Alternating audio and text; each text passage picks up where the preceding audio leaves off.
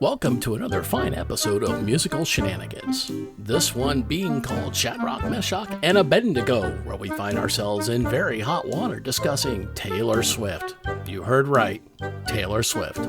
Also on this show, Peter Gabriel, U2, and the Beastie Boys. And we now have an active website at musicalshenanigans.coretwist.com. That's coretwist, CORTWIST.com. A landing page with links to all of our shows and notes that will eventually follow. So, stick around and welcome to all you Swifties that accidentally found your way here. Welcome back, this is Cory.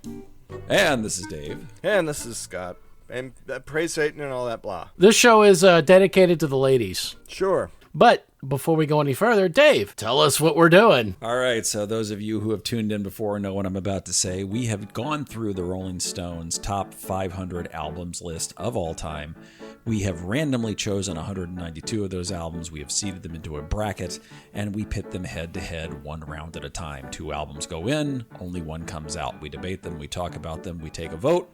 Winner moves on, loser is left to rot. And we are going to keep doing this over and over again until we get to what we believe is, among the three of us, our greatest album of all time, Rolling Stone Be Damned.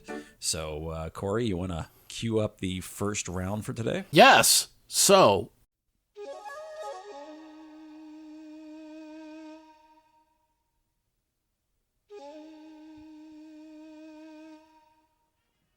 you hear that?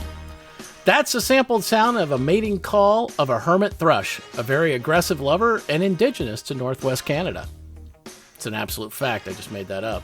In our first matchup, we have 2 artists that were dabbling their toes into the world of pop music. One coming from progressive, experimental, and global music, and the other just from one country. In one corner stands Peter Gabriel with his powerhouse album So, with an eclectic blend of world music and instrumentation that, along with the accompanying video to Sledgehammer, put him on the global map. Taking on Peter is the force of nature known as Taylor Swift with her 2012 album Red. Also a very eclectic album in its mix of genres as Taylor was discovering a new path and navigating teenage relationships in the 21st century. Like, ever. And so, we begin with Mr. Gabriel. Hi there. The album So was awarded 5 stars by Rolling Stone when it came out. It is the culmination of pretty much 25 years of writing, creating, and experimenting with music. Because if we go back, Peter Gabriel began with Genesis back in the late 60s. He is a large part of the prog rock movement. At the height of their career, at this time with Genesis, they had just released The Lamb Lies Down on Broadway. He decides to leave. And quite honestly, he had painted himself and the band into a corner, and it was really time to leave. He was changing his wardrobe between every song. He had a lot of different stage antics going on, and he was also getting disillusioned with the music business and just wanted to spend more time with his family. Well, like any musician, you get him away from stuff, and eventually, he's going to come back. He took piano and music lessons and really redefined himself. For the next 10 years, he expanded his music, traveled the globe for new sounds and rhythms. So we've talked about the Fairlight keyboard. Is that what it is? The CMI Fairlight, yeah. Yeah, the Fairlight that Kate Bush, I actually introduced to him, and he was going around the world and recording sounds. So if he heard drum beats in other countries, if he heard, he was breaking glass and capturing that, but he had the Fairlight system with the old large, 3.5 floppy disks that he had all these sounds on and mixing them into his music. Yeah. Wow. So in that time, he released 4... lesson there, kids. In that time, he released 4 albums, all named Peter Gabriel, and the only way to differentiate between them all are their covers. So there's Car, Scratch, Melt, and Security. He then does a live album, he does a soundtrack for the film Birdie, which is basically a lot of material that was laying around, and he had producer Daniel Lanois go through, put them together. He liked what he did, and so the 2 of them started working together, and that leads us to So. So comes out swinging with its proverbial sledgehammer. And if you didn't know who Peter Gabriel was at this point, the Sledgehammer video landed him in every living room because people piled around the MTV to see it. Yeah. Back in the day, yes, we did. Absolutely. I think when I think back to MTV, two stand out, Sledgehammer and Thriller. I mean, I know there's a lot of other videos I like, but those two, I think, were the most well-known. Would you agree? Maybe. I don't know if I'd say most well-known, but I do think that both of those, what they do have in common is, in both cases, they were widely regarded as going where everything that had come before them had not gone yet. At that moment, they were kind of avant-garde. Completely innovating. Yeah, exactly. Yeah. Exactly. Just taking it to the edge of where it was at that time, at least. Nowadays, I mean, yeah, whatever. Now, what was funny, different about this album really was, up until in the past few albums, Peter Gabriel started playing drums. And the thing he hated the most was the sound of cymbals. And that also includes the hi-hat. He goes, it makes too much noise. It's distracting. I don't like them. So if you go back to the album Melt, like 90% of that, Phil Collins is playing without cymbals. And the moment you're told there's no cymbals there, you suddenly notice how there's no cymbals there. But yet it works. Somehow it works. I mean, there's a lot of other digital drums and all that drive the songs, and that's what he does here as well. And I think that's something that he has done incredibly well. He will embrace technology and he will use it, and it actually works. Oh, yeah. He's kind of brilliant that way. The synthesizers and sequencers too. And Cory, just to build on where you were going with the fact that he didn't care for cymbals or hi-hats, it's kind of funny because when you put this album on, literally the very first thing you hear is kind of this lead-in riff that's just completely hi-hat and cymbals. That's all it is. That's the first like two or three bars of the album is just nothing but the metal and the drum kit. Right, because Red Rain. Because of Red Rain, the intro to Red Rain, exactly. What I actually had this album when it came out. It was one of the earliest albums that I owned. One of the things that I recall jumping out at me was how different the percussion and the rhythm section was on this thing.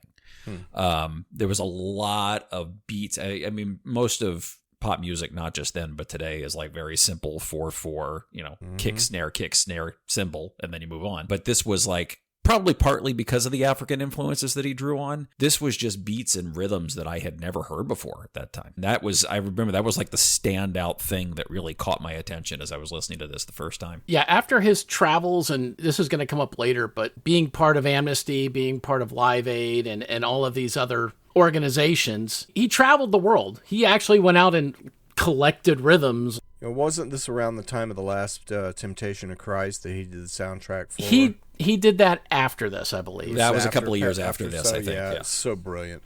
That is, to this day, my favorite instrumental release by anyone. Just that and Passion Sources, those two are just amazing. He didn't really appropriate these sounds as much as he was giving credit. He brought in some of the other musicians that he picked up from. And like you said, Dave, he's got like talking drums. He's got all these different percussive instruments that are just they're not well known in Western culture. So when you hear them, you're like, what is that? So even when we get to In Your Eyes, Menu Cachet is playing what's called the talking drum. And it kind of looks like a conga, but it has a completely different pitch and sound to it. Yeah, the talking drum, remind me, Cory, I think the talking drum is the one where as you're sort of playing with one hand, if you apply pressure with the other hand, you can sort of change the pitch of the tone that comes out of it. Yes. I know some have like a hole in the side you can put your fist into the air. Yes, you can fist your drum. Yes, I know that. I know how that just sounded. Me man enough. But no, Cory, you're totally right. I mean, this was sort of the other thing about So is it was really sort of a big moment in the advent of what a lot of people called at the time world music, which I was actually just looking at a Pitchfork review of So this morning, and they pointed out that there's an awful lot of quote unquote world music that's just this sort of bucket of, well, we're going to go out, we're going to send somebody to Africa and he's going to record some interesting like native tribes singing something, and then we'll just sample that and we'll put it on and we'll call it world music. But that wasn't Gabriel's MO. I mean, his concept of world music was literally trying to create sort of a universal sound by not just going to Africa and recording these people and recording these instruments, but getting those artists, flying them to the UK, putting them in the studio as active collaborators on the album, and really creating this sort of like melange of sounds that had not been put together in the previously. To what Scott was just saying, when he did the soundtrack for Passion, the Martin Scorsese Last Temptation of Christ, that's exactly what he did. He had this whole bunch of musicians at Real World Studios that he started in a barn, basically, and their catalog is music from all over the globe. And there's some very interesting stuff there. Now, talking about just going to other nations and getting their music and adding it, the irony is that Peter Gabriel lost that year in the Grammys to Paul Simon's Graceland. Yeah. Which Wow. kind of did the same thing, and there's always kind of a controversy there of Paul Simon was really reappropriating or doing what Peter Gabriel was doing. But either way, they were kind of both doing the same thing, and I still feel that Peter Gabriel did it better, but that's just my opinion. I would agree with you, sir. Fuck that Paul Simon twat. I mean, I'm just saying, in a nice way, of course. He's a little bastard, so you wouldn't want to break him. Wrap him in electrical tape. I was yesterday years old, okay? I was looking up, he wanted the song In Your Eyes. He makes himself laugh. By the way, while he recovers, just for the two of you and not for the actual final recording, don't forget that we actually have Graceland coming up on a future show. Yeah, we do. For fuck's sake. Yes, we do. Oh, man. So, In Your Eyes, he wanted to be the last song of the album. And when it came to the CD, he was actually able to do that. Now, he had to make it the first song on side B of the vinyl because of the bass. And when you press bass in vinyl, it makes a wider track, and it makes it to where the needle is not stable and would swerve back and forth. Okay, my mind was blown. I had no idea. Me either. I put a link in our notes where it says, wow, if you follow that. But just what it goes into pressing vinyl and the different pitches and the different heights and levels we don't see inside of there, I was blown away. And a track with a lot of bass is wider than one that doesn't have it and takes up more space. Interesting. Yeah. Interesting. Going back to Red Rain, you talked about how it opens with that hi-hat. Stuart Copeland from The Police, who does amazing things with the hi-hat already, was brought in just to play hi-hat on that song.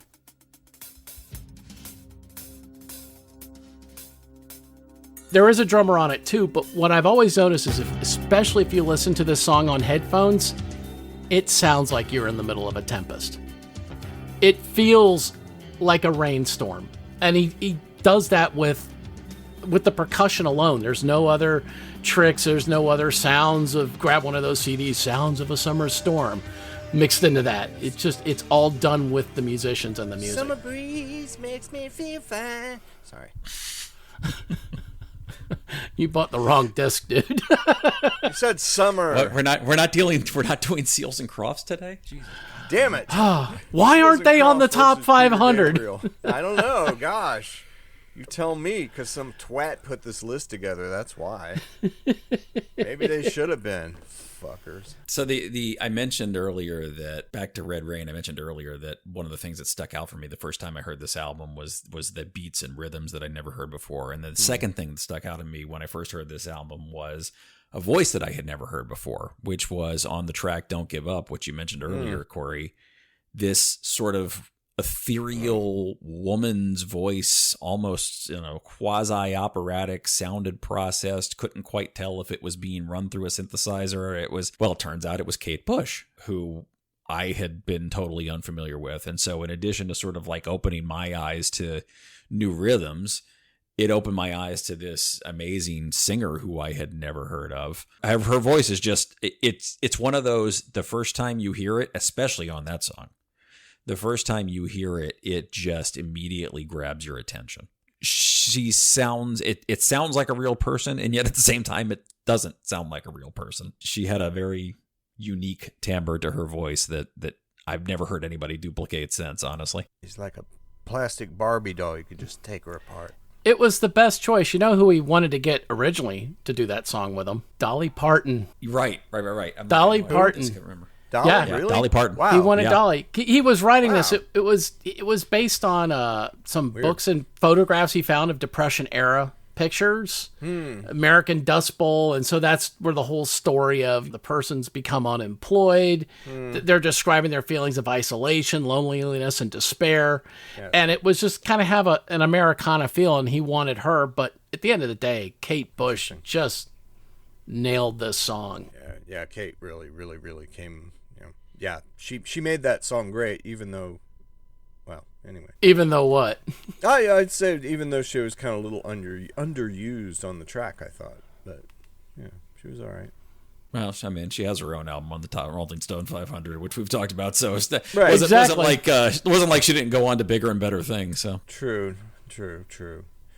I also didn't realize this, but on Peter Gabriel's prior album, the Melt album, and Cory, as you mentioned, that none of them really have titles. You kind of have to go by the cover art, and that one has a photograph of Peter Gabriel that they've processed to make it look like half of his face is melting. Kate Bush is doing backup vocals on Games Without Frontiers too, which I never knew Oh, until nice. Yes. yeah. Nice.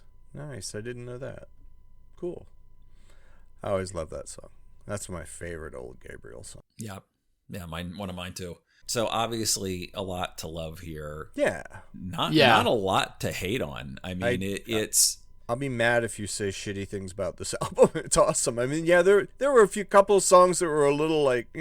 It's hard to find stuff to dislike here. I mean, I do think there are, just like any album, there are some weaker moments that don't necessarily hold up with the rest of the album. So for me, it was there's this piece he did, this sort of experimental performance. I mean, Laurie Anderson was just weird anyway, but he did this piece with Laurie Anderson called "This Is the Picture" or parentheses "Excellent Birds."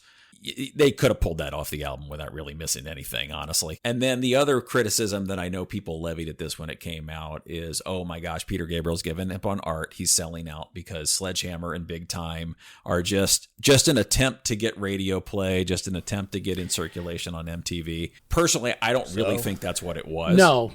But I think that those songs are still incredibly complex. Yeah. They sound simple. But they're not. You deconstruct those songs and all the different musicians and all the different sounds. Sledgehammer was something right from Motown, kind of an Otis Redding feel. And that's why he's got the horn section in there. It's got and groove, I mean, man. and quite honestly, it's when you Well, really listen to the Cory, lyrics. Cory, I'm going to interrupt you because you just maybe I want to interject this really quick. Yep. Back to the point earlier about how he didn't just go and sample African music and put little dribs and drabs of it on songs here and there, but actually brought these artists into the studio. So the horns on Sledgehammer, you just nailed it. With that Fairlight, he absolutely could have synthesized the horns. He didn't. He went and actually got Otis's brass section and flew them in to record on that track. Well, Yeah. Okay. And I mean, it's Sledgehammer. It's his penis. I love the use of just the innuendo in the lyrics. Yes. It's well written. You could have a big dipper going up and down all around the bends. You could have a bumper car bumping. This amusement never ends. Yeah, it was pretty clear what he was singing about. Oh yeah, of course. Not a lot of people pick up on that. You're just you're so stuck in that groove, and I want to be your Sledgehammer, and you've got the visual from the video of a actual Sledgehammer that you don't. A lot of people. I mean, I know I missed it, but I was I don't know how old I was. 14 maybe. Used by a type. I mean, it was 1986. We've talked about this before. I know when we had the conversation about Prince, we talked about the fact that Prince was not the first artist to sing about sex. But he was the first artist to just come out and say exactly what he was thinking. It wasn't dressed up in a metaphor. Oh yeah, no. This is still 86 when singing about sex wasn't unheard of, but it was always just sort of hinted at rather than being explicit. As opposed to Motley Crue's Shout at the Devil video, it was out at around the same time. Maybe a year or two before. Metal was a little bit there. Metal got there first. I mean, Metal was allowed. Yeah. Metal was out there in their spandex with large armadillos in their pants. That's right. Yes. And now Metal's gotten more respectable, and it's like, oh. Which was a mistake. No, I know it was a good idea. Leave the spandex behind. I mean, you don't want to see the guys in Cannibal Corpse in spandex. That would just be a scary sight. They're bad enough as it is, but, damn. Dude's in Morbid Angel? Fuck. I mean, he's our age. Fucking Trey. Yeah, Trey's like 58, 59, 60, something like that. He's an old fucker. He's still out there playing death metal for the kiddies. Like, oh, yeah, you're irrelevant. I mean, sure. Technically, he's fucking amazing. Anyway, I know we could go on and on about this album, but let's talk about Peter Gabriel's competition. We are about to make some Swifties very mad. Let's talk about Red. And if you love Taylor Swift, I'm sorry in advance. Leave the room now. So, what's the big Scott's deal gonna about say Red? some things. Oh, I don't think you're going to be alone. Uncle Dave's gonna say some things too. All right, so let's back up and give a little bit of background on this. Uncle So Dave. You made him Taylor sound Swift, like a pedo. So Taylor Swift's big deal was up until this point, she had been primarily a country artist. She had done 4 albums of pure country that were just basically singing songs that other people had written for her, for by and large. I mean, I think she was contributing to the ideas somewhat, but she wasn't really taking charge of the creative product. She gets to album number 5. I don't know, I've lost count. Anyway, This one's number 4. Oh, is it? this was number 4. Okay, sorry. So she gets to album number 3 then, which was something called Speak Now. And Speak Now was where she sort of takes more command of the creative content and really takes a much more active role in writing every single track on the album, but it's still a country album. As they're touring that, she starts toying around with some of the songs that are on this and gets it into her head that she really wants to be less genre focused and doesn't necessarily want to be just a country artist. She wants to do things like arena rock and top 40 and dance music and anything that she can get into. So she just says, look, I'm going to do an album that just doesn't have a genre.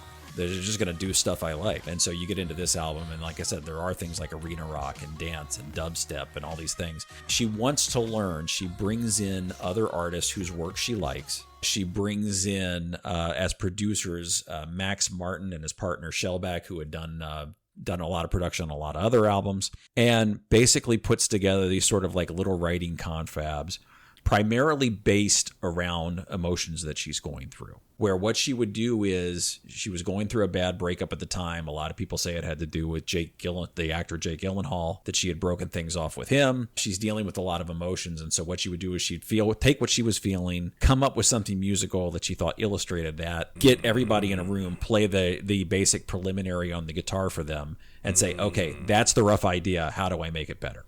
And then it would become sort of this open collaboration session. Scott, what the fuck are you doing? It sounds like you're like sodomizing a pig over there. Will you stop? Sorry. Just agreeing with Senior Dave there. So that's kind of the genesis of the album. This is her foray into other genres and collaboration with other artists. And boy, it comes out and it hit big. This thing is all over top 40 radio. It gets nominations for Grammys for Album of the Year and Best Country Album, even though it wasn't purely a country album. It didn't win either of those. But what it did do is it did sell more than 1 million copies the first week, spent 7 weeks at the top of the chart, and made her the first artist since the Beatles to have 3 consecutive albums that spent more than 6 weeks at the number 1 spot. So massive, massive success. I don't know who you guys I was just gonna say her pedigree. You're right. Her pedigree is fucking pristine. She comes from a solid background. Singer songwriter. She does a lot of it herself. This is where that kind of stopped, and she went to the collaborative, but I can speak collaborative. I feel like Cory here. I'll own that. My native Swahili. Okay. Anyway, yeah. No, she hat tip to Mr. Gabriel. Right. So but yeah, she does come from a very good background, and I expected something more because of what I had heard about that. I came into this not having heard but like 2 tracks off this album prior, and I suffered through the entire thing. And I threw away the cheese grater, I threw away the blender. I threw away my food processor. It's probably good that you threw away those things before you listened to this. Yeah, it was. It made me want to go out and buy a spork and just use that, like in a very calm and decisive manner, and just spork my balls, just over and over. Because that would be more. I would rather do that than listen to this album again. It is the most. I talk about overproduced things, but fuck, this is overproduced. This is very overproduced. Oh, Yes. it's just woof. And what I really hate about it is that there were parts where I was girl dancing here in my desk. I'm all fucking girl dancing and shit because there's some catchy fucking tunes on here. So this is my eternal frustration with Taylor Swift. I'm like you, Scott. On a certain level, I actually do seriously respect the woman. yes, I mean, she got signed at age 15. She's Right. that much of a prodigy. She's incredibly prolific. I mean, just the pure amount of creative content that she's put out. She's got great ideas. She knows how to market herself. She knows what her fans want. She's willing to, I mean, as with here, we said this about Kanye. She could have very easily had a very, very prosperous career just doing country records the rest of her life. yeah, Absolutely. absolutely. She didn't need to go test other genres, and she took a big gamble here. I mean, she could have really alienated the fan base she had, and then not picked up new fans, and that would have been the end of it. But she managed to sort of navigate this deft transition into a pop star. She entered the Barbie zone. I mean, she did. I mean, it's not my particular taste, but I can respect the skill level that takes. It does take a certain skill level. It's like I mentioned the Barbie zone, and I'm very serious about it too. It's like you nab the hearts of tweens and young teens, girls especially, with your music, and you're set. Britney Yes, did it. absolutely. She did it. And That's the demographic. I mean, that's the demographic everybody wants. Yeah, Right. You want the teenagers because they're the ones that So- are just starting to come into having disposable income. She just and- hit the nail on the head with this fucking album, is what I'm saying. Because Well- oh my god, it's awful, but it's awful and brilliant at the same time. But that's the thing. So that's the other part of this is it's not awful. Yeah. So this It's is not. This is you mentioned dancing in your room. I mean, it's. I know. She comes so close to occasionally to doing something really profound and Yes. innovative, and then she just backs right away from it again. Full disclosure, there are actually a couple of Taylor Swift singles that I actually do like the whole song. They are few and far between. Yeah. Because what I find with her is she either comes up with something really interesting melodically. So there's a track on here called "I Knew You Were Trouble," and there's that main hook. She goes, "Trouble, trouble, trouble." It's very cool sounding. And then the verse comes back and it's like, oh yeah, she's singing like a 16-year-old girl. She either comes up with something musically very interesting and then puts terrible lyrics over it, or the converse is true. She writes an incredible line, but it's musically boring. That's interesting you mentioned that song, because that was the last song I listened to, and it's one of those, it kind of sticks with you just musically, I think. Go ahead. Yeah, she knows how to write an earworm. Yeah. I don't hate it. No. I mean, honestly, we are not the demographic. Right. She is 22 years old when this is released. She is writing about teenage relationships. Let's be honest. I mean, when you're still in your early 20s, you may as well still be a teenager. But the songs, a lot of them they're very well done. But to Dave's point, you're right. There are some lines that are great. And then you're like, wow. And then you hear some other lines that right behind it. You're like, oh, you lost it. You had me. Yeah. So I think this is an artist that keep an eye on her. Give her more life experiences. Give her more time. She's only going to get better. She is only going to get better. I hope she survives this, because But at the same time, though, I'm graduating Taylor Swift onto the rocket to the sun. She must go because of this album. It is that much of a transgression. She can sit next to Jewel. Jewel's only transgression was that fucking breakfast song. I'm going to vote against it. I actually want to see what she can do. I want to know all right, what she can do in the future. You can stick this album on Kanye's lap if you want. I want our listeners to decide this then. Does fucking Taylor goddamn Swift get on the rocket to the sun and get set next to Jewel, or do you want her right up there with Kanye? Now, the other thing I will say with some of these songs, a lot of what she went through and she was writing about, these teenage relationships. Wah, wah. When she sang it, she was honest. You could actually feel the honesty in her voice. The song All Too Well, which I guess was re-released recently, and Satan Praise Her. She finally kicked fucking American Pie off as being the most popular #1 song. So for that, I'll give her a medal, because I hate that fucking song. Thank you, Taylor. No, it's like we were talking about it. I was told her earlier albums are actually better, and she sticks to just country. She was fine, but then she had to go and do this shit. But with All Too Well, it was very good imagery, and you actually felt what she was singing. Yeah. It was Jason Isbell levels on that one. And that one. Yeah. Ooh. I'll give her that. All right. Well, this is so Taylor is, sort of the running joke with Taylor is like if it weren't for breaking up with people, like she'd have no career whatsoever, because so many of her songs are about breakup. She insists actually that this album is her only breakup album.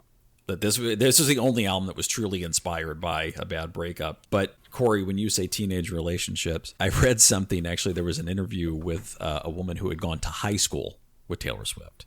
Taylor was obviously just like any other teenager up to a point until she signs a massive record contract at the age of 15. And then they suddenly, of course, at that point, her parents had to pull her out of school and start homeschooling her, because it's not, as you can imagine, it wouldn't be terribly productive for her to try to learn in an environment where she's constantly getting hounded for selfies and autographs, and it wouldn't be terribly productive for the other students either. Right. So they pull her out of school, and the first album comes out, and the first album is all about relationships and bad breakups. And meanwhile, all these guys that she had dated who had inspired these songs are still going to high school with everybody else in that high school. Wow.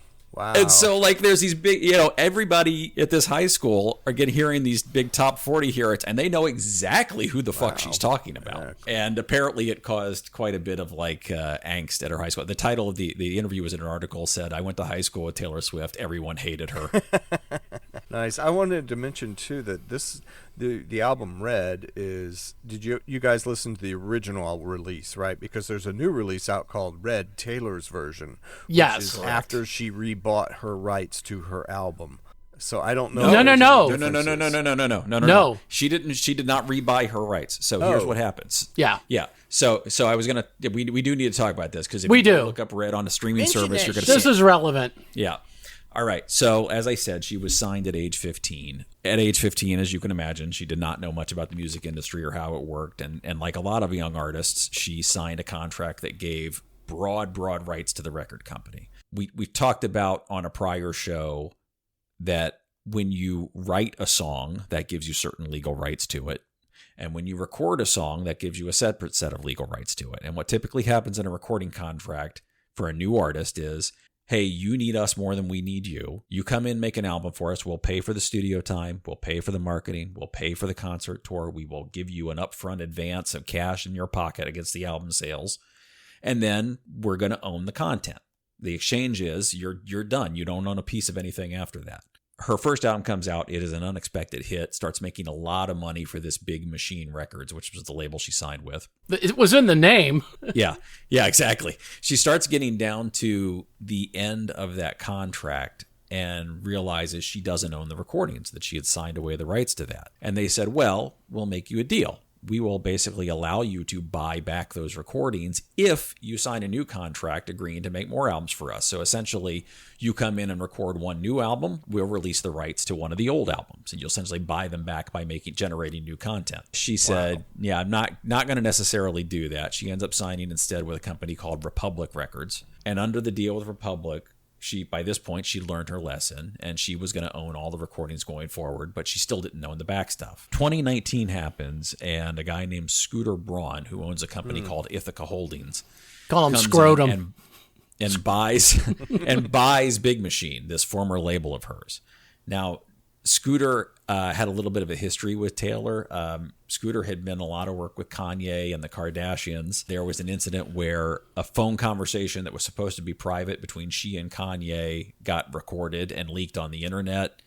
There was a Kanye video where she was portrayed as like lying naked in bed with Kanye, suggesting that she'd had sex with Kanye. All of this stuff that she claimed Scooter Braun was part and parcel for all of this stuff that had happened to her at Kanye's hands. She comes out and releases a statement on the internet that says, it's absolutely disgusting to me that Scooter owns my prior work. This is like the worst possible scenario from my perspective. He basically tried to bully me for years, and I wasn't going for it. So I can't believe he now owns this work. Scooter's wife comes out with a statement online and basically says that's just a temper tantrum. She doesn't know what she's talking about. We've always been straightforward with her. Whole thing blows up. Well, then finally, one day Taylor kind of snaps to attention. I don't know if she got a good lawyer or what, but as I said, when you write and record a song, you've got two different sets of rights. One is the right to the idea of that song, and the other one is the right to the actual recording of that song. Big Machine and Scooter Braun may own the recording, but she still owned what's called the publishing rights, the creative idea of that song. And so somebody said, hey, if you can go back into a studio and just remake all these albums because you own the publishing rights, there's nothing that stops you from re-recording them. So she went back over the next several years and re-recorded her first 6 albums.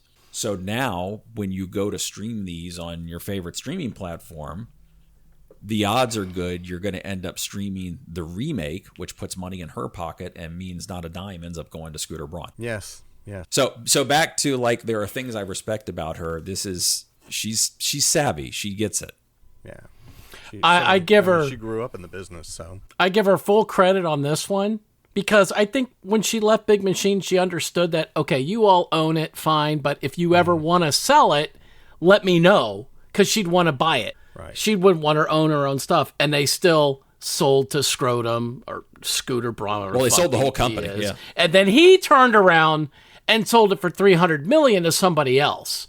Never giving her the opportunity. So I think that was the moment she just went, well, if you're not going to let me buy it, then fuck you. I'll just re-record it all and tell all of her fans, don't stream the old song, stream the newer one. And at the end of every song, in parentheses, it says Taylor's version. So if they're streaming that, those people that have those other recordings, they're fucked. They're not getting a dime off of it. Exactly. Nope. And kudos to her. Yeah, well, somebody commented on Reddit. I found that came across this like random comment on Reddit. We talked about how this is, Taylor's sort of reputation for writing songs about breakups. The whole idea of re-releasing this album a second time. Somebody on Reddit commented, Red came out when I was dealing with my first heartbreak.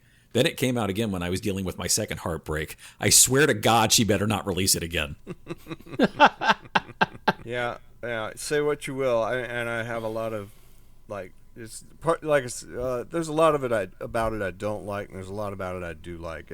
Like you were saying, in each song, it's like you have these little flashes of brilliance just interspersed throughout a shit sandwich, and you're like, why? But why am I loving this shit sandwich? Because it smells. Because it's sparkly, dude. Look, sparkles. Taylor, yay! It's still a shit sandwich, but it's Taylor. Yay! So.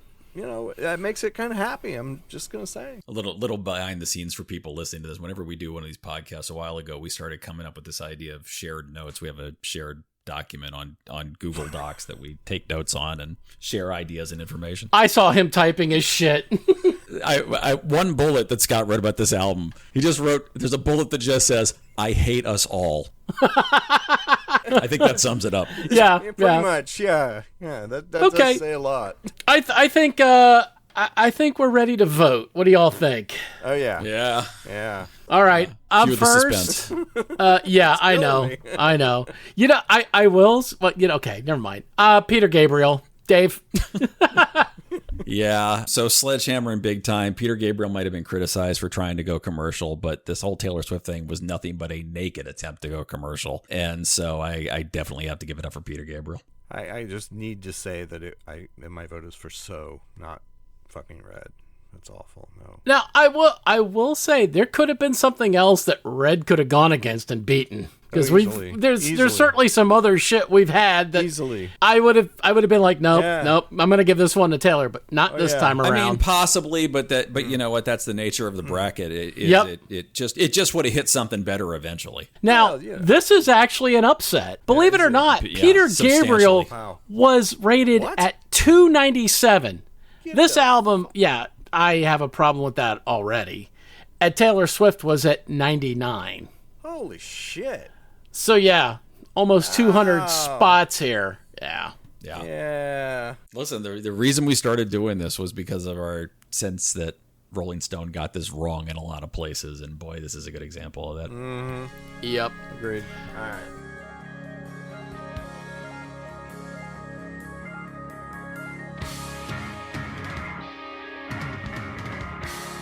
Welcome to the prog quiz. Since we had Peter Gabriel, I put some questions together about prog rock. Proggy? I did make them multiple choice. I wasn't an asshole this time. Cool. So, number 1, who wrote these lyrics? Who's going Wait, first? are we Oh, taking shit. turns? Oh, you're right. Number between 1 and 10. Scott? 8. Well, that's the answer. So, you go first. Well, okay, I win. Ha! Fuck you! In your Hey, eye, bitch! you didn't pick like 426 at least. No, so. I didn't. I was normal. All right. So, Scott, Normal. number the first 1. Yeah. Who wrote these lyrics? Call up room service, order peaches and cream. I like my dessert first, if you know what I mean. Is that A, King Crimson, B, Emerson, Lake and Palmer, C, Jethro Tull, or D, me? Is that King Crimson? You are incorrect. Dave, would you like to steal? I don't think it's Emerson, Lake and Palmer. I'm torn between whether it's something you came up with or whether it was Jethro Tull. It sounds like it could be a Jethro Tull lyric, honestly. Let's go with Jethro Tull.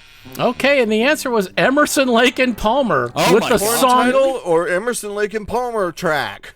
song "Taste of My Love." Wow. Wow. Okay, well. Room service, order peaches and cream. I like my dessert first, if you know what I mean. Yeah, taste it, around the maze of pleasure to the gates of pain.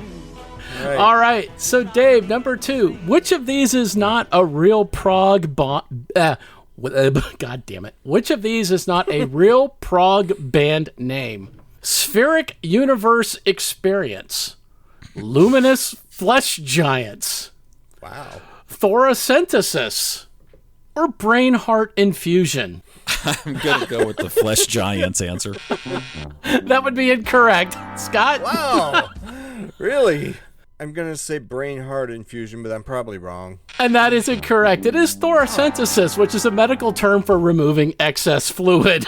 Okay, well, All right, Scott. not so much. Number 3, J.R.R. Tolkien may as well be the godfather of prog rock, as just about every band has referenced The Lord of the Rings or The Hobbit at some point or another. I'm going to list songs and their respective artists, and you tell me which one does not include a reference to Tolkien. God. A, The Wizard by Black Sabbath. B, Norwegian metal band Barzum's Death of Balder. C, Rush, Rivendell. D, Led Zeppelin, Ramble On. E, Megadeth, This Day We Fight. Or F, dude, these all reference fucking Tolkien. The Wizard by Black Sabbath. Sun is shining, clouds Sing it. I'm going through it, and then the fucking Burzum song is like, ah! Anyway, how do you know what he's saying? So it's like, ah! I mean, fuck. These all reference Tolkien. Is that your answer? Yes. Incorrect. Dave? Can you? Obviously, I know I'll go through the list. I'll go through the list again. Scott picked option F. I know that, but Right. The Wizard by Black Sabbath. Norwegian metal band Barzum's song Death of Balder. Rush with Rivendell. Led Zeppelin, Ramble On. Or Megadeth, This Day We Fight. I'm gonna go with the second one, the Death of Balder. And you are correct, because Balder Whoa! is the second son of Odin from Norse mythology. Wow. Yes. Okay. Well, Rivendell was kind of a gimme. I mean, Well, yes. As was the Led Zeppelin. Right. Interesting. Well, yeah, I got both of those immediately. Megadeth. Yeah, but Rivendell, it's right. I mean, the title is a Tolkien reference. Burzum, Yes. Burzum, I was really unsure about. I was like, he might have. He was a fucking weirdo, so he wrote all kinds of shit.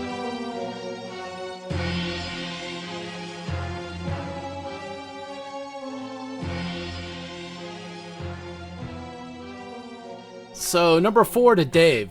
Prog rock is known for their very long songs. A little bit in the genre of classical movements, a dash of psychedelic noodling, and a voluminous amount of sci-fi and fantasy series of tomes. Which of the following is the shortest song? Is it Dream Theater's Octavarium, Jethro Tull's Thick as a Brick, Genesis' Supper's Ready, or Rush's 2112? Oh my god. So easy. I don't know, but I'm going to go with Rush. Rush is correct. Yeah, they tended to be pretty tight in terms of like not dragging stuff out too long. Very good. Rush, Wow. actually, that song clocks in at 20 minutes and 32 seconds. Wow. Dream Theater was 24, Genesis Supper's Ready was at 23, and Jethro Tull was at 22. Yeah, but you didn't mention Liquid Tension Experiment and be like 45 minutes, 26 seconds. You're like, Jesus, guys. Fucking play it. This is our shortest tune, really? Sit through a performance of the fucking Ring Cycle. Hogheads here. I listen to quite a bit of prog rock, too. I actually like a stuff. lot of prog rock. It's Me just there's a too. lot of references here stuff that I've not listened to. Things I've not thought about, Billy.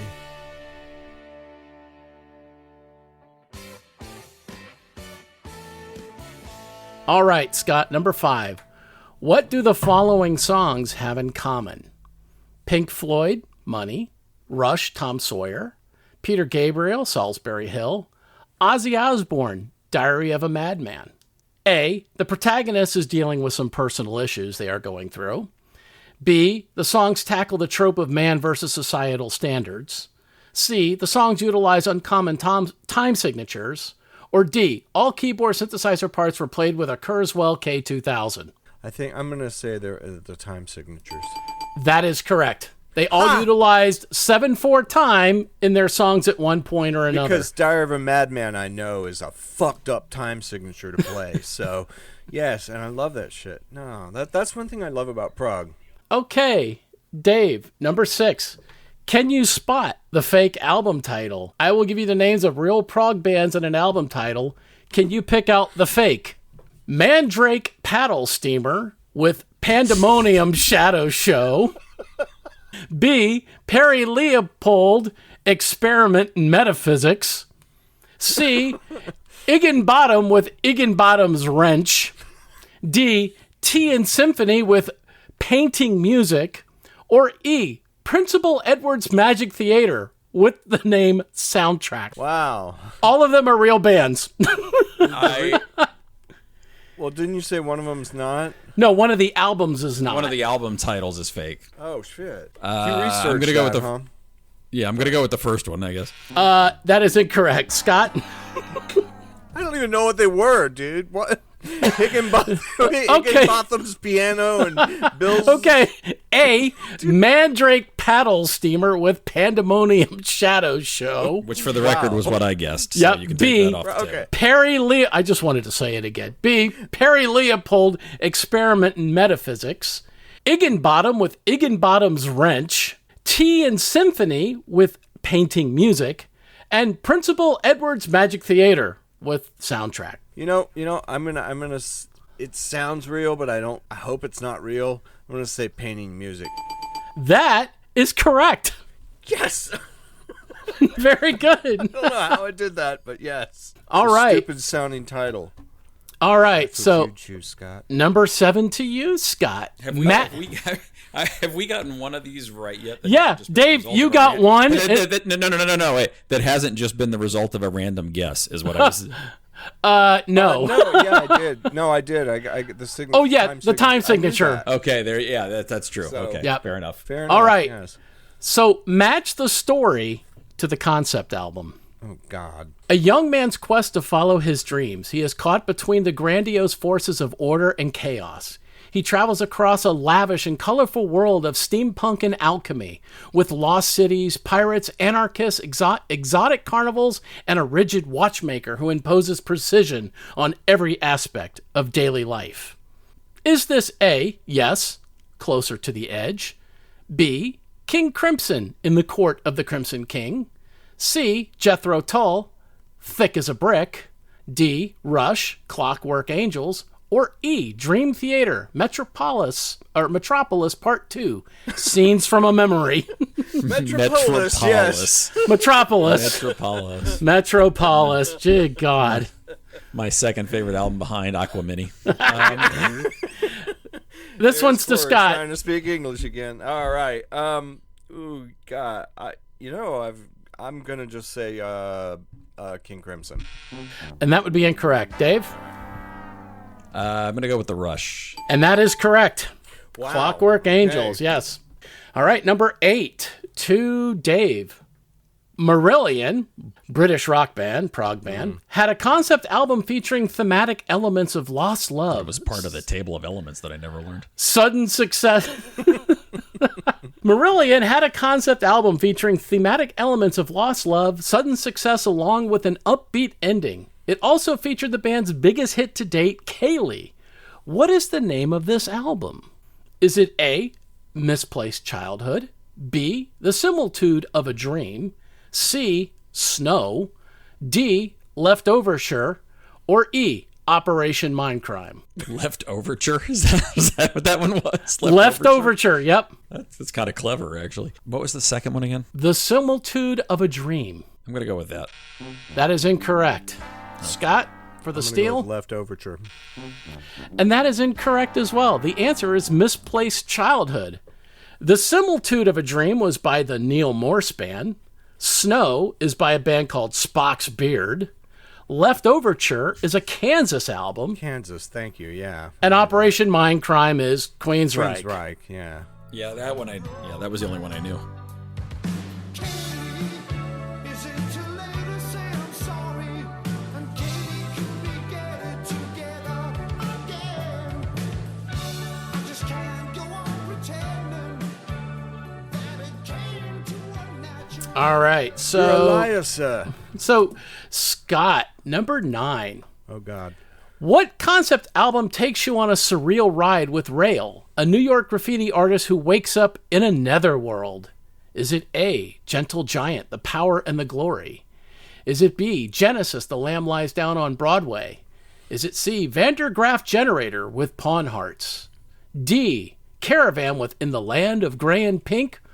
Or E, The Moody Blues, In Search of the Lost Chord? Yeah, that's simple. All right, we'll just say the Moody Blues. Incorrect. Suckers. Dave? Part of me doesn't think this is right, but part of me is leaning toward, because I haven't listened to the damn thing in so long. Lamb Lies Down on Broadway. And that is correct. Because it's Yeah. New Yeah, I York gonna was say kind that. of the... It was one or the other. For the windshield on the freeway.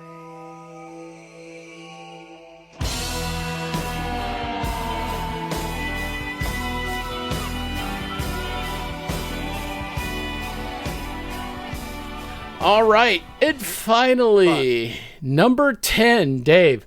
Odd instrumentation is something synonymous with prog rock. But I'm going to give you a list of odd instruments, and you will need to match them with their respective songs. So I'll give you the songs. No Surprises by Radiohead. Paris by Taylor Swift. Wild Thing by the Trogs. Highway 61 Revisited by Bob Dylan. And Shine On You Crazy Diamond by Pink Floyd. I can give you all the instruments so you can... I think the ocarina is the Dylan song, Highway 61. Let me give you all the options first. Oh, okay. So This you've is got a lot an... to remember. Yeah, you've got the Dots. ocarina, the slide whistle, a wine glass, a glockenspiel, and a theremin. He just likes saying glockenspiel. Okay, so slide whistle I know is Highway 61 Revisited. Correct. That's what I was That is correct. So you can get... And the wine glass is Shine On You Crazy Diamond. Correct. Give me the other three instruments again. So- the ocarina was ocarina, and there were two others. Ocarina, a theremin, and a glockenspiel. The glockenspiel. complete with the pork grease, yeah. Yeah. And then the other songs were Paris. No Surprises by Radiohead and Wild Thing, the Trogs. Wild thing. Okay. Glockenspiel is the Radiohead tune. That is correct. Wow. Theremin. Oh, who uses a theremin? Radiohead. No, he already got them. No, I just said that one. Fuck me. Well, I can't even read my own handwriting. Paris, and what was the other song? Paris by Taylor Swift and Wild Thing by the Trogs. Oh, Wild Thing, yeah. God, why did I write that down? I bet Wild Thing has the theremin. I'm not sure that's right, but I'm going to go with that, actually, that it's Wild Thing for the theremin, and then the ocarina is on Paris. Nope, it's the other way around. Other way around. Okay. Yep. You Yep, got it mostly right. You should get 3 a out half of 5. half point for that. he did. All right, so Dave, you're like our quiz master. Well, it's either you two because I never do well on quizzes. Well, you can barely speak, so, There is that. All right. That one was hard because every question was like a fucking SAT word Dude, problem. no It was- shit, yeah. I felt kind of on the spot there, like my civil liberties might have been violated just by hearing that shit. I couldn't. Well, you got to the end of each question. I couldn't remember the first part. It was, Right, same. I was like, yeah, Alzheimer's. Well, that's the part of Prague. Yes. Yeah, I no, guess. that's right. No, that's right. very on brand. Yeah. Very, very right. So Okay. moving on. All right. So let's move into round 2. Hey, ladies! Our second round is another Thrilla in Manila, a Rumble in the Jungle, or a Brawl in Montreal, as we have two massive heavyweights duking it out. Coming in with over 100 songs sampled with an album that just got better with age are Adam Yauch, Michael Diamond, and Adam Horovitz, better known as MCA, Mike D, and Ad Rock of the Beastie Boys, with their second album, Paul's Boutique. This album is packed with pop culture references from Love Connection's Chuck Woolery to Japanese baseball player Sada Araho. That pretty much gave the framework to Seth MacFarlane on how to structure a Family Guy episode.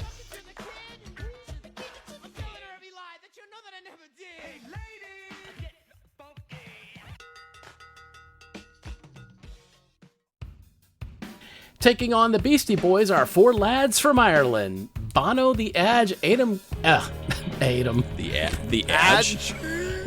the Edge. Okay, Bono, the Edge, Adam Clayton, I love that guy. Bono. He's got them echoes on the guitar. All that reverb. Bono, The Edge, Adam Clayton, and Larry Mullen Jr., as we all know as U2, with their omnipresent album, The Joshua Tree from 1987. This was a turning point for a band that had recently discovered the roots of rock and roll and were ready to make a change in their sound. And it was a gamble that paid big.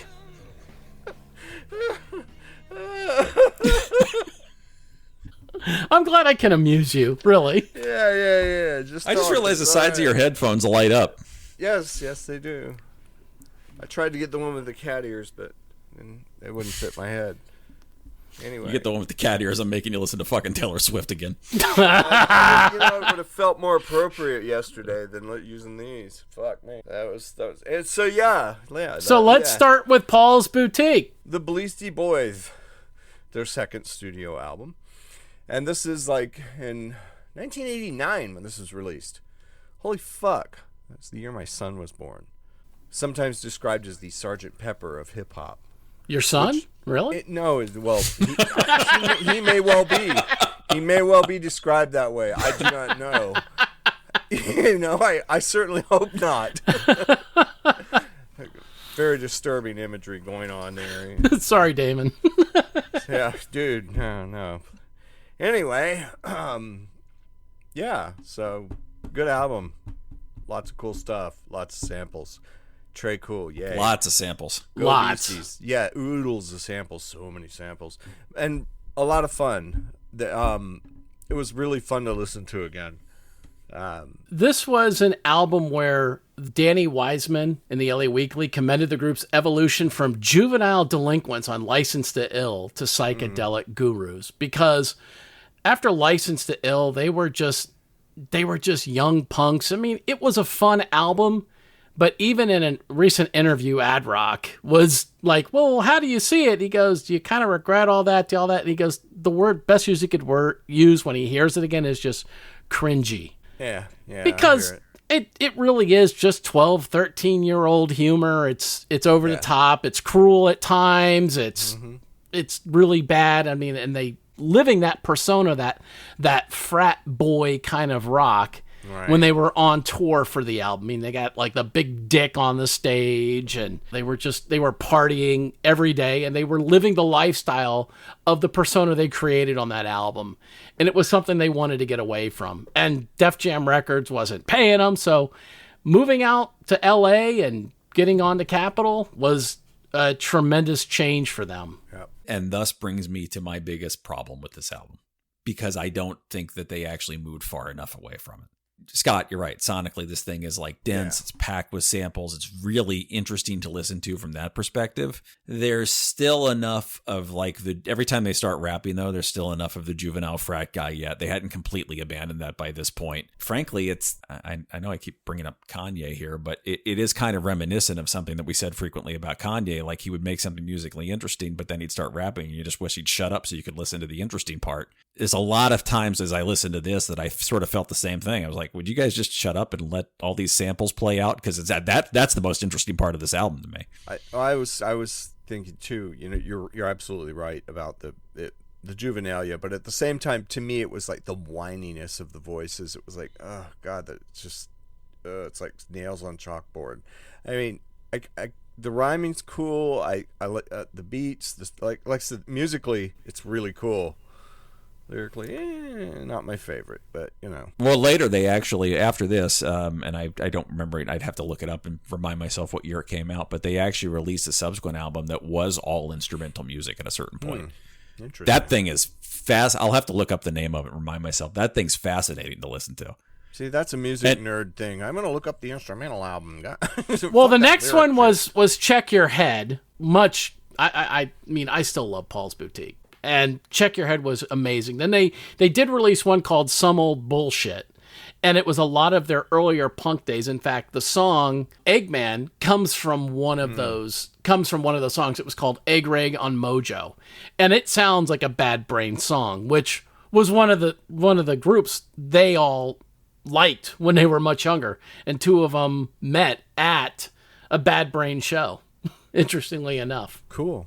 Yeah, Beastie Boys, I think they were doing something that certainly not a lot of other white kid acts at that time. Well, I don't think it was the crossover wasn't complete yet, is what I'm saying. I don't think it was really that. I think they were just an element of what was occurring musically in New York. Yeah. Oh, yeah. So as hip-hop was coming up, it wasn't necessarily that they were white, it was that they were part of the same neighborhood. And as they describe it is everything was the radio, everything was music at that time. So like when you left your house, you might hear a snippet of a song coming out of somebody's window, hear another part of that song coming out of somebody's car window. You walk by a store, another part of that song's coming out. So even if it's all different songs, this is how hip-hop basically got its start of sampling and all, because you would hear so many like 5 or 6 seconds of a song is either someone drove by or you went by a store, that you put that kind of thinking together. And that's essentially what DJs do at the end of the day. Yes. They put together different sounds and different songs together and blend them together. And that's what this is. And that's what the Dust Brothers were doing, that had already created the landscape of the music. And then the Beastie Boys riffed and rapped on top of it. By the way, they actually did more than one instrumental album. I just looked it up. So the first in 2007 they had an album that was called The Mix Up that was all instrumental. But then there's another one called The In Sound from Way Out, which is the one I was thinking of. That was all instrumental music composed and performed by the Beastie Boys. Cool. They were very good on their instruments. I remember when they did a Saturday Night Live, and they started playing Sabotage.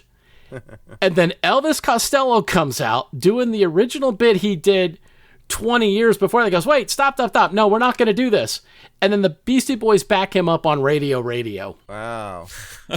Very cool. The song that got him originally banned from Saturday Night Live. Yes. Very cool. Yes. It was incredibly well done. I've always enjoyed this album. I like the tapestry of the sampling. It's one of those few times where you don't hear a sample being used to help you make the song popular, such as we talked about PM Dawn doing it with Spandau Ballets. Right. I mean, you think of the Dust Brothers were also working with Tone Loc, but I mean, he used Jamie's Crying in his song. Yes. And I always feel like when you're using a sample to create the hook of your song, you're not really creating anything new. Yeah. Whereas with this, you're using so many different samples together in The Sound of Science. It's like 3 different Beatles songs, and one of them, I think it's I forget which one it is, but when I'm 64, they've slowed it down to where it creates its own sound, but they're not relying on that sound by itself. It's not like a sample that keeps coming back around every 20 seconds to remind you, oh yeah, I'm sampling this song. There's also a lot of moments on this where you hear a sample and you're like, God, I know what that is. And you just sit there the entire song, like trying to place where you've heard that before. Like that's almost a game you can play by itself listening to this, just trying to pick out where they pulled things from. I was just going to say, I think it goes back to that point where samples, back at least when they were doing it, and some of the early hip-hop rap acts, there was an art to it. Now it's just people just string noises together, and they don't give much thought to necessarily to like they used to. Just, I like the old ways. This is a year after the album we talked about in our last show, It Takes a Nation of Millions to Hold Us Back by Public Enemy. And very much the same thing. Very sample-heavy album, much more like dense and jam-packed full of little musical snippets than people had heard before. And we talked about, when we had that discussion, we talked about the fact that you couldn't make this album today because at the time you were still in sort of like a legal gray zone of whether sampling was legal or not. This album, depending on who you ask, because I've seen numbers all over the place, anywhere between 100 to 300 different samples on this album. Ooh. They insist to this day that they cleared every single one of those with the original artist. But the total spent on royalties for the album was only $250,000. That can't possibly be right. If that was their budget, there must have been some stuff that they used without getting permission, honestly. Because this is another one of these. I don't think you could remake this album today just because the sheer cost of getting the rights to all those samples would make it non-profitable. Right. The Beatles songs alone. Yeah, absolutely. But it is one of those albums that you can go back and listen to it again, and you're going to find something new. Oh yeah, yeah, absolutely. Like with just about, like you were saying, Dave, with Public Enemy, that kind of an album. But in the middle of looking down the barrel of a gun, there is one little guitar riff, and it's from Mountain. What's their big song? Mississippi Queen. Mississippi Queen. Yeah. Right. And it was John. That is one of the ones that I sat there saying, "What is this from? I know what this is from. What is this from?" And it was our friend John that we played with that picked it out. Like he heard it one time and goes, "Oh, that's Mississippi Queen." I'm like, "God damn it! How'd you do that so quick?" Well, you either Leslie Mountain's playing or Leslie West playing. I'm sorry, Leslie Mountain. Yes, there are some points that kind of drag on here and there, and the rapping. There are some inside jokes and there are some references that are incredibly obscure. Like I mentioned earlier, like Sora or Ho. Japanese baseball player. I wouldn't have known had I not looked it up. I don't know who that dude is. Yeah. No, yeah, well, some of it hasn't aged well because, some of the references are no longer pop references. Chuck Woolery? No one knows Love Connection anymore. Yeah, no, very few people remember that old fuck. So, yeah. Or Ed Koch. Ed Koch, former mayor of New York. Yeah. I always liked Ed Koch. All right. Anything else we'd like to say or move on? Move on. I think we can shift gears. Let's go to Ireland and talk about these potato farmers. Okay, so 4 lads from Ireland. Bono, The Edge, Adam Clayton, and Larry Mullen Jr. Well done, Cory. They became household names after the release of the Joshua Tree. Right. So they met as teenagers. They were admittedly themselves say, yeah, we were not that good. They were into punk. And they got signed to Island Records, and one of their first songs was actually produced by Martin Hannett. It was a failed attempt. It didn't go very well, because I can't see Martin Hannett working with these guys anyway. So they put together some rather good albums. They did Boy, October, War, which was really a big breakout album with New Year's Day and Sunday Bloody Sunday, and then The Unforgettable Fire. And it was after that time that they started really seeing the world. Bono got involved with Amnesty. He got involved with Live Aid. And much like Peter Gabriel, he really started to see the world. Whereas Peter Gabriel picks up on the music, Bono picked up on the human cause. And when they come to this album, they're really rediscovering things. And one key thing that happened is during Sun City sessions, that was Steven Van Zandt, he gets to meet Keith Richards and Mick Jagger, and they share with him a lot of old blues and country records. And Bono was kind of embarrassed that he really didn't know a lot of this music. Suddenly became a huge influence for him for this next album. So when they go back in and do the Joshua Tree, it really was a change in what they had been doing before. I mean, there's hints from the Unforgettable Fire of what they're doing here, and there's like maybe one or two tracks that you can kind of point back to earlier works, but Joshua Tree we're doing something completely different. And that's been pretty much what this band has done from day one. Every album, they could go back and they could make the Joshua Tree 2, but they're not going to do that. I mean, right after this, they did Octoon Baby, which is nothing like anything else they've ever done. They've always pushed themselves outside their own comfort zone. Yeah. And that's what makes them incredibly unique. And I think it's why anytime I'll put U2 on, I'll be like, oh yeah, that's right. I really do love this fucking band. Yeah. Yeah. Yeah, they're a little bit of a punching bag these days because they really have reinvented themselves so many times that they get a little bit of the Taylor Swift criticism that they're just basically out, chasing clicks, chasing radio play, trying to be all things to all people. I don't know. Gee, what a surprise, because here again on this album you have Daniel Lanois, same person who produced the earlier stuff from Taylor. Was that Taylor Swift? Oh, no, I'm sorry. No, Peter Gabriel. The Peter Gabriel album. Yeah, exactly. They get a little bit of a criticism here that this is an overt attempt to be commercial.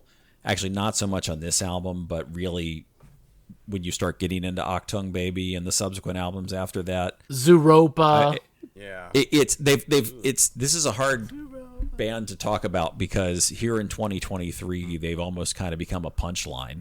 But it's hard for people who weren't around to recognize that when this thing first came out in the late 80s, this was huge. They were the biggest band in the universe. Yeah,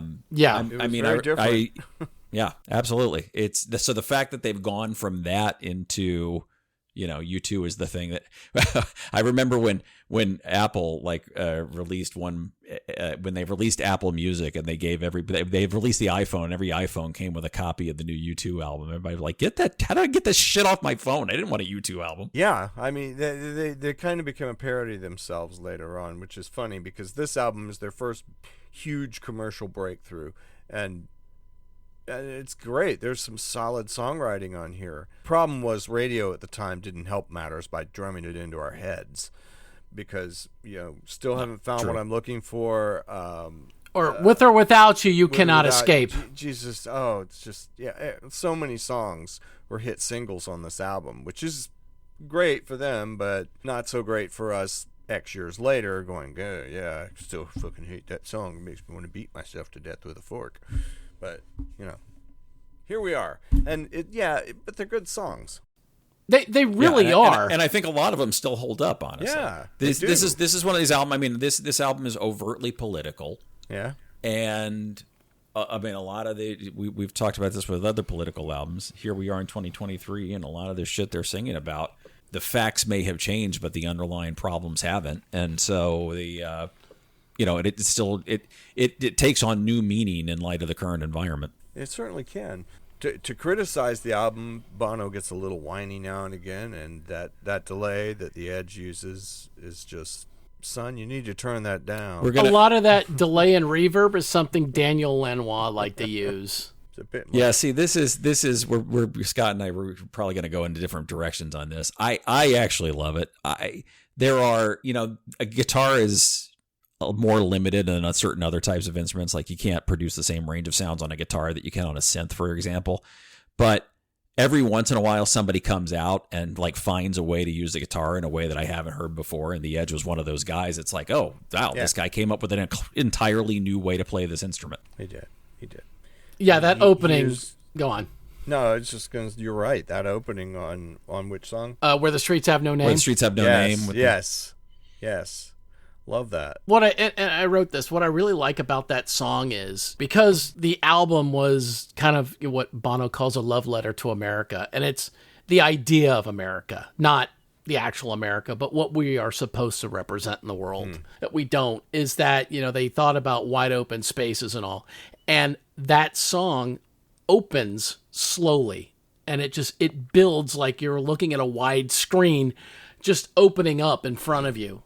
And just to have that imagery go along with the music, I thought was sensational.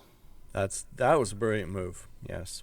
And this is a time when Bono is really, like I said, he's traveled the world now. He's been to different places. In fact, the story behind The Streets Have No Name is the original story comes from Northern Ireland, where you lived, the street you lived on determined pretty much your status and your religion. Yeah. And then when he's traveling in Ethiopia, it's the complete antithesis. You're somewhere where there's no divisions on the streets. Everybody is just who you are. And he took it one step and went, that's what I want at a concert. He wants everybody in the concert to just feel like you all are all one people and one together. And then he takes it one step further and goes, but that's what he wants for the world. And that's, I know it's, it's crazy, but this is also when he starts to realize he can do that Southern Baptist preacher bit. And he's gotten really, really good at it. Yeah. He keeps an audience captivated even when he's going off and talking politics and everything else. He does it better than, say, Roger Waters. He is a very charismatic frontman as opposed to the less charismatic types. And he admits that he uses his popularity and his celebrity to help get things done in the world. And that's a good thing. Which is, you should do that. Exactly. Yeah. I think you too can, when you look at the history of Ireland going forward, I watched the special on Disney where David Letterman interviews them and they have their little concert and all, where Ireland has become a very progressive country as far as accepting of all people, and just it's amazing how progressive they've become as to what they were when this band started. They are part of that movement. Not just their music, but what they did, and they were outspoken, and it's amazing that they could use that celebrity for good. Well, those were in those weird years between Live Aids, and then Bono picked up the range, which was good because everybody was sick of Bob Geldof and his horse shit. Just saying. And actually, the funny story with Live Aid is in it, Bono climbed off the stage because a girl was getting pressed in the audience, pulled her out and was dancing with her. Now, the band is fucking furious at him because they're just up there and they're supposed to be playing Pride and they're running out of time. And that's like their current hit song. They never got to it because he did this stunt where he pulled the girl off the stage and everything. And they finally come off and they're just pissed. And Bono's thinking, oh, fuck, this is the end of the band here. Within 2 days, that whole scene of what he did put them on the map. It was like the greatest day of their life. So, okay. So for Live Aid, Bono later said that, it was crap sound. We had crap haircuts. He does regret the mullet. Yes. He regrets the mullet, yep. And we didn't play our hit, Pride in the Name of Love, because the singer fucked off into the crowd. Band wanted to fire me as a result. And it turned out to be one of the best days of our life. Explain that. Because sometimes, your idiocy is rewarded in this life. That is the lesson to take away. Spontaneity can pay off. Do what you think's right at the time, and all will take care of itself. Just remember that, children. All right, well, we can go on, but I think, are we at a good place to vote? Anything else anybody wants to say? I think so. I don't have anything else to add. This is going to be a tough one, though, I think. Yeah, this is a little tough. I had to really weigh this back and forth. On the one hand, I hate Joshua Tree because I heard it so much. But then I realized later it's only because I've heard it so much. Whereas Paul's Boutique, I had not heard as much. In fact, I believe this is probably only the second time I've heard the whole thing. So, and I don't want to do this. I'm going to give it to Joshua Tree. All right, I'm next. I love both these albums. Both of these albums are in my playlist. In fact, Paul's Boutique, I had it as one complete MP3 because I could only really listen to it in its completeness because every song rolls into the other. And there are some great highlights and all, but I have to look at what you two did on this and how much it really changed even the landscape of music at that time. Yeah. And I have to give it to the Joshua Tree. Dave? Yeah, no, I think we're unanimous. For me, it comes down to sort of artist maturity level. I again, back to the Beastie Boys. I deeply respect an awful lot of what they did on that album in terms of maturing their sound. They still needed to mature in terms of the lyrical content, though, and that is not a problem that you can say about the Joshua Tree. No. So No. I totally agree. So I'm with you. I'm with you two on this one too. So we're unanimous. We're like, fuck you, Paul's Boutique. Fuck you, Beastie Boys. Yeah. No. Fuck you guys with a spork. So this Right in really the was balls. not Spork in the much. balls. This was only a slight upset. The Beastie good. Boys were ranked at 125 and the Joshua Tree at 135. See, that is more like a spork in the balls as opposed to a full-on pitchfork in the balls. Yeah, Yeah, so it's only minor. it's only minor. It's only Just put an abrasion. it's more of it's the plastic spork from Popeyes when you get the mashed potatoes. There you go for your There we go. coleslaw. Yeah. Okay, so you ready to hear what we're doing next? Oh, sure. Yeah, Let's hear it. All right.